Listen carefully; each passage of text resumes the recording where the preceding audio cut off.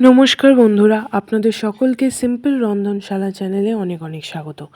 পরোটা নিশ্চয়ই আপনারা সবাই খেয়েছেন, কিন্তু আজ একদম অন্য রকম টেস্টের পরোটা আপনাদেরকে রান্না করে দেখাবো এবং তার সাথে আছে জিরে দিয়ে আলুর তরকারি।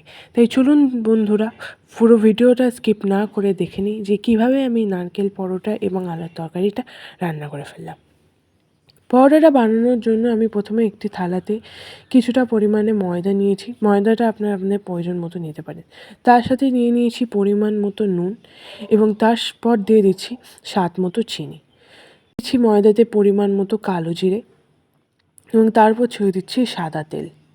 সমস্ত উপকরণগুলোকে খুব ভালো করে ময়দার সাথে মিহি করে মাখিয়ে নেব। ময়দাটাকে খুব ভালো করে মাখিয়ে নেব যতক্ষণ না এটা ডেলা ডেলা হয়ে হচ্ছে। তো ময়দাটাকে খুব ভালো করে মাখিয়ে নিয়েছি সাদা তেল, কালো জিরে, নুন এবং চিনির সাথে।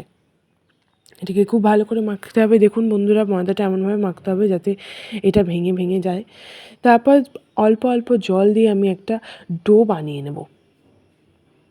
জলটা অল্প অল্প করে দিতে হবে, একেবারে পুরোটা দেবো না। অল্প অল্প জল দিয়ে আমি একটা ভালো ডো বানিয়ে নেব, নরম মতো, যেটা ঠিক পরোটার মতো বা লুচি বানানোর জন্য যেমন ডো বানানো হয় ঠিক তেমনই ডোটা আমি বানিয়ে নিয়েছি। এই ময়দা মাখাটা খুব বেশি শক্ত হবে না এবং খুব বেশি নরম হবে না।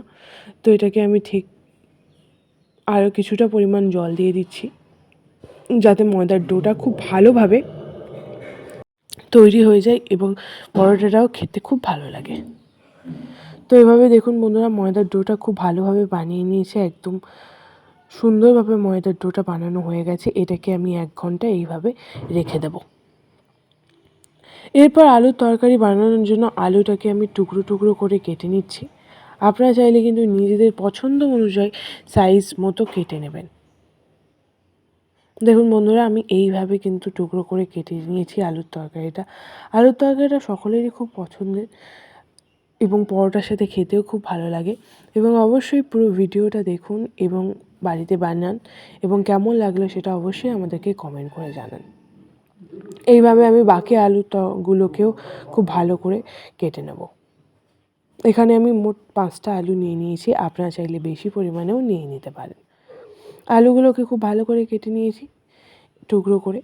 এবার একটি কড়াইতে সাদা তেল, কাঁচা লঙ্কা এবং জিরে ফোড়ন দিয়ে বেশ কিছুক্ষণ নাড়তে থাকবো। আলুর তরকারি বানানোর জন্য খুব বেশি মশলা লাগে না, অল্প মশলা এবং অল্প সময় এটা হয়ে যাবে। ফোড়নটা ভালো করে ভাজা হয়ে গেছে, এরপরে আমি টুকরো করে রাখা আলুগুলোকে দিয়ে দেবো। আলুগুলো দিয়ে বেশ কিছুক্ষণ আমি এটাকে ভাজবো। এই সময় গ্যাসের ফ্লেমটা কিন্তু বেশি থাকবে। ভিডিওটা ভালো লাগলে অবশ্যই আমাদেরকে লাইক করুন ভিডিওটাকে এবং চাইলে শেয়ার করুন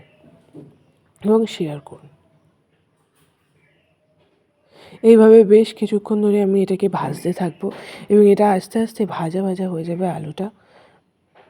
আলুটা সিদ্ধ হওয়ার জন্য আমি কিছুক্ষণ চাপা দিয়ে দেবো। এটাকে ভালো করে চাপা দিয়ে দিয়েছি। আমাদের চ্যানেলটিকে বেশ কিছুক্ষণ ধরে আমি আলুটাকে ভাজতে থাকবো। দেখুন বন্ধুরা, এটা কিন্তু আস্তে আস্তে লাল লাল হয়ে যাবে।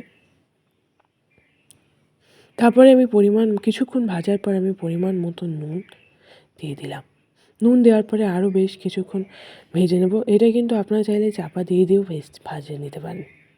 ভেজে নিতে পারেন। আলুটা আস্তে আস্তে ভাজতে হবে এবং সিদ্ধ হওয়ার জন্য আরও বেশ কিছুক্ষণ আমি চাপা দিয়ে নেব। কিছুক্ষণ পর এটা খুলে নিয়েছি। এটা একটু আস্তে আস্তে ভাজা ভাজা হয়ে আসছে এবং লালচে লালচে হয়ে যাচ্ছে। তাই এরপরে দিয়ে দেবো পরিমাণ মতো হলুদ গুঁড়ো। হলুদ গুঁড়ো দেওয়ার পর আরও বেশ কিছুক্ষণ নাড়িয়ে নেব যাতে হলুদ গুঁড়োটা পুরোটা আলুর মধ্যে সমস্তভাবে ঠিক ভালোভাবে মিশিয়ে যায়। ভালো করে হলুদ গুঁড়ো এবং সমস্তটাকে ভালো করে ভেজে নিয়েছি। এরপরে আমি পরিমাণ মতো জল দিয়ে দেবো। জলটা পরিমাণ মতো দেবেন বন্ধুরা, কারণ আলুটা সিদ্ধ হবে, তো সেই মতো কিন্তু জল দিতে হবে। এবং জল দেওয়ার পরে বেশ কিছুটা আমি নাড়িয়ে দিয়েছি এবং এটাকে আরও কিছুক্ষণ চাপা দিয়ে রাখলাম সিদ্ধ হওয়ার জন্য। এরপরে আমি নারকেল নিয়ে নিয়েছি, একটা গোটা নারকেল নিয়ে নিয়েছি এবং নারকেলটাকে ভালো করে কুড়িয়ে নিয়েছি। যে ময়দাটা আমি মেখে রেখেছিলাম সেটা 1 ঘন্টা হয়ে গেছে। এটাকে আর একটু মাখিয়ে নেব। দেখুন বন্ধুরা, ময়দাটা এভাবেই হবে। তারপরে আমি এবার নারকেল কোড়াটা নিয়ে নিলাম।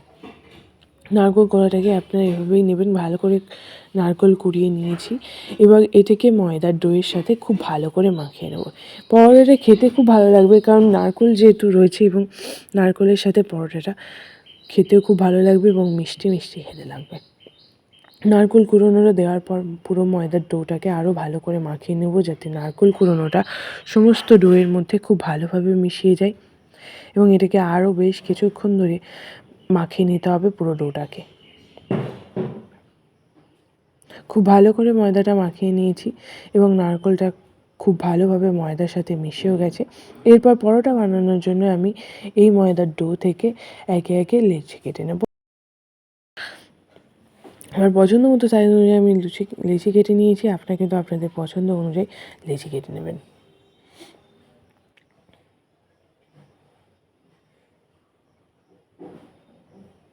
এভাবেই কিন্তু সমস্ত পদ্ধতিটা করতে হবে। আপনারা কিন্তু অবশ্যই বাড়িতে বানিয়ে দেখবেন এবং আশা করছি খেতেও ভালো লাগবে। আলুর তরকারিটা অনেকটাই হয়ে এসেছে, আলুটা অনেকটা সিদ্ধ হয়ে এসেছে। আলুটা সিদ্ধ হয়ে এসেছে এবং তরকারিটার রঙটাও ঠিকঠাক হয়ে গেছে। এবার আমি কিন্তু এটাকে নামিয়ে নেব। দেখুন বন্ধুরা, দেখতে সুন্দর লাগছে। পুরো আলুর তরকারি যা বানানো হয় ঠিক তেমনই পারফেক্ট বানিয়ে এসেছে। এরপর আমি পরোটাগুলোকে খুব ভালো করে বেলে নেব। আমি এখানে পরোটার আকারে বেলে নিচ্ছি। আপনারা চাইলে কিন্তু নিজের পছন্দ অনুযায়ী আকারে বেলে নিতে পারেন এবং আপনারা চাইলে লুচিও করে নিতে পারেন। আমি এখানে পরোটা বানিয়েছি। ভিডিওটি ভালো লাগলে অবশ্যই আমাদের চ্যানেলটিকে সাবস্ক্রাইব করে দেবেন এবং পুরো ভিডিওটা দেখুন এবং অবশ্যই বাড়িতে বানান এবং আমাদেরকে জানান কমেন্ট করে যে আপনাদের এই ভিডিওটা কেমন লাগলো। তো এভাবেই আমি সমস্ত পরোটাগুলোকে খুব ভালো করে বেলে নেব। দেখুন বন্ধুরা, নারকেলগুলো কিন্তু ঠিক আস্তে আস্তে দেখা যাচ্ছে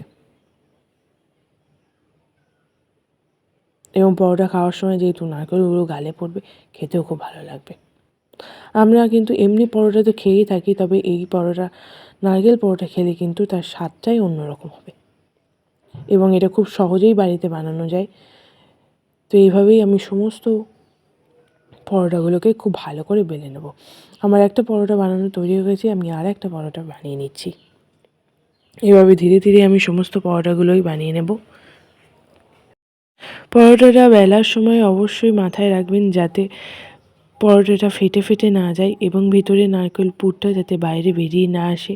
তাই ধীরে ধীরে পরোটাকে খুব ভালো করে বেলে নেবেন এবং পরোটার ডোটা যাতে খুব বেশি শক্ত না হয় এবং খুব বেশি নরম না হয়, তখন কিন্তু ময়দাটা মাখানোর সময় অবশ্যই খেয়াল রাখবেন। তো এভাবেই আমি বাকি লিচিগুলো থেকেও পরোটা বানিয়ে নেব এবং পরোটাটা খুব ভালো করে বেলে নেব। এইভাবে এক এক করে পরোটাটা আমি বেলে নিচ্ছি বন্ধুরা, এবং দেখুন এমনভাবে বেলেছি আমি যে একটাতেও কিন্তু ফেটে ফেটে যায়নি বা নারকেলের পুরটা বাইরে বেরিয়ে আসেনি। তো আপনারাও কিন্তু বাড়িতে এইভাবেই বেলবেন যাতে নারকেলটা বাইরে বেরিয়ে না আসে। তো এইভাবেই আমি বাকি পরোটাগুলোকেও খুব ভালো করে বেলে নেব। আমি এখানে পরোটার আকারে অর্থাৎ ত্রিকোণ আকারে বেলেছি। আপনারা চাইলে গোল ও বেলে নিতে পারেন। নিজেদের পছন্দ মতো আকারে বেলে নেবেন বন্ধুরা, এবং অবশ্যই খেয়াল রাখবেন যে এই নারকেলটা যাতে পরোটা থেকে বেরিয়ে না আসে। এটা যেন নারকেলের পুরটা যেন পরোটার মধ্যেই থাকে, তাহলে কিন্তু খাওয়ার সময় খেতেও খুব ভালো লাগবে।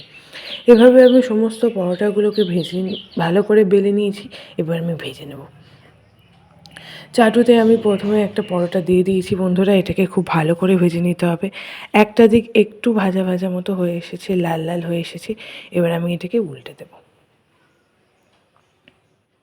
উল্টে দিয়েছি। এবার আমি পরিমাণ মতো সাদা তেল দিয়ে দেবো। সাদা তেল দেওয়ার পরে খুব ভালো করে এটাকে চারিদিক থেকে ঘুরিয়ে ঘুরিয়ে বেলে নিতে হবে যাতে এটা সিদ্ধ হয়ে যায়। এবং যেহেতু নারকেলটা আছে তাই খেতেও খুব ভালো লাগবে এবং মিষ্টি মিষ্টি খেতে লাগবে। টেস্টটা কিন্তু অন্যরকম হবে।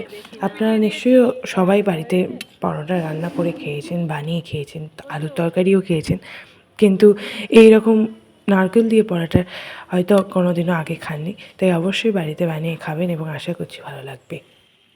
তো এভাবেই বাকি পরোটাগুলোকেও খুব ভালো করে বানিয়ে নেব এবং এভাবেই ঘুরিয়ে ঘুরিয়ে বানিয়ে নেবো যাতে পুরো পরোটাটা খুব ভালো করে সেট হয়ে যায়। দেখুন বন্ধুরা, আমার একটা পরোটার তৈরি কিন্তু হয়ে গেছে। এভাবেই আমি বাকি পরোটাগুলোকে খুব ভালো করে বানিয়ে নেব।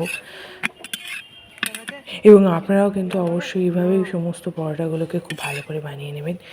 দেখুন বন্ধুরা, দেখতে কিন্তু খুব সুন্দর লাগছে, একদম পুরো দোকানের মতো। তো এভাবেই আমি বাকি পরোটাগুলোকেও বানিয়ে নেব। এবং অবশ্যই আপনারাও বাড়িতে নারকেলের পরোটা বানিয়ে খাবেন এবং আমাদেরকে অবশ্যই কমেন্ট করে জানাবেন যে আপনাদের এই ভিডিওটা কেমন লাগলো। একটা দিক হয়ে এসছে, এবার আমি সাদা তেল দিয়ে দেবো।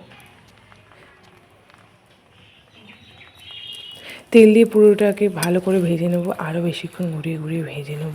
এই সময় কিন্তু গ্যাসের ফ্লেমটা খুব বেশি হাই থাকবে না, পরোটাকে কিন্তু সিদ্ধ হতেও দিতে হবে।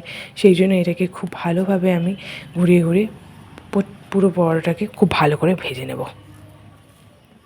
পরোটা একটা দিক হয়ে এসেছে, এবার এটাকে আমি উল্টে দেব। উল্টো দিকটাও কিন্তু খুব ভালো করে ভাজার জন্য। দেখুন বন্ধুরা, পরোটাটা কিন্তু একদম লাল লাল হয়ে এসেছে, বেশি পুড়ে যায়নি। এইভাবেই কিন্তু আপনারা পুরো পরোটাটাকে খুব ভালো করে বানাবেন। এবং এক এক করে আমি সমস্ত পরোটাটাকেও ভেজে নিচ্ছি। এবং এটা কিন্তু আলুর তরকারির সাথে বা যে কোনো অন্য তরকারির সাথে খেতে কিন্তু খুব ভালো লাগবে। তো এভাবেই আমি আমার সমস্ত পরোটাগুলোকে খুব ভালো করে বানিয়ে নিচ্ছি। এবং দেখুন বন্ধুরা, আপনারাও কিন্তু এইভাবে ভালো লাগবে। এবং ভিডিওটা ভালো লাগলে অবশ্যই লাইক করুন, আমাদের কমেন্ট করে জানান আপনাদের কেমন লাগলো, ভিডিওটা শেয়ার করুন এবং আমাদের চ্যানেল সিম্পল রন্ধনশালার সাথে থাকুন। তো আমি আমার বাকি পরোটাগুলোকেও ঠিক এইভাবে বানিয়ে নিয়েছি। দেখুন বন্ধুরা, সমস্ত পরোটাগুলো খুব ভালো করে ভাজা হয়ে গেছে এবং সবকটা কিন্তু খুব ভালো হয়েছে। এরকম নতুন নতুন রান্নার রেসিপি পাওয়ার জন্য সিম্পল রন্ধনশালা চ্যানেলটিকে সাবস্ক্রাইব করে দিন এবং তার পাশের বেল আইকনটা প্রেস করুন নতুন ভিডিও নোটিফিকেশন পাওয়ার জন্য। এবং অবশ্যই আমাদেরকে কমেন্ট করে জানান আপনাদের এই পুরো ভিডিওটা কেমন লাগলো। ভালো লাগলে লাইক করুন, শেয়ার করুন এবং কমেন্ট করুন এবং অবশ্যই আমাদেরকে পাশে থাকুন। ধন্যবাদ।